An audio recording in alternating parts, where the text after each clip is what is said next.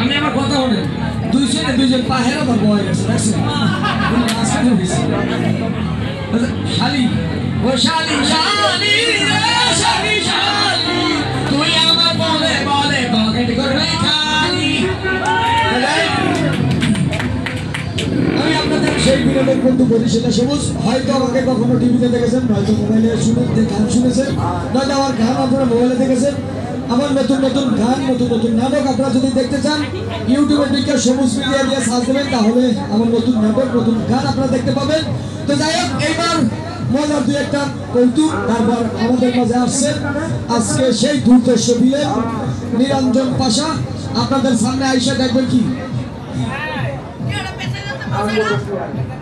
আইয়া আপনাদের সামনে সুন্দর করে নাচবে এরকম মাইয়া মানুষ লইয়া দেখবেন কি সুন্দর তা বলেন নাচ। ওই নাচ দেখলে আমরা কেউ ঠিকঠাক থাকবেন না। আমরা তো ভালো লাগে খেলা হবে কেউ ঠিক। আর ওই যে মুরব্বী দুইজন আছে এরা তো লাফাই থাকবে না, এরা খালি কুইচার মতো বড়াইব। এই মাজার বেলবাড়ি আছে না সব লোকের লম্বর করে এলাকা লাফাই থাকবে না। তো যাই হোক, এইবার মজার দুই একটা কৌতুক।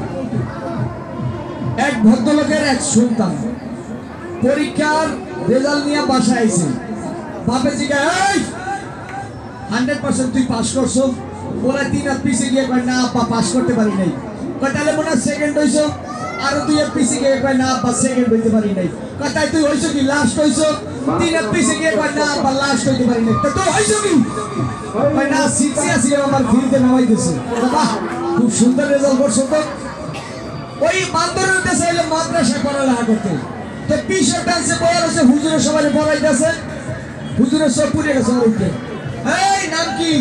কয় সালাম। কয় ওয়ালাইকুম আসসালাম। নাম কি বেটা? সালাম ওয়ালাইকুম আসসালাম। তো নাম কি?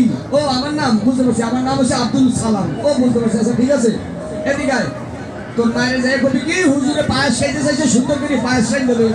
তো যাই এই মায়ের মনে করেন একদম এমন শুনে ডাকতে হুজুরে পায়েস খাইতে চাইছে। কয় মাশাআল্লাহ আমার পোলা দিয়ে একদিন আলেম হয়ে গেছে।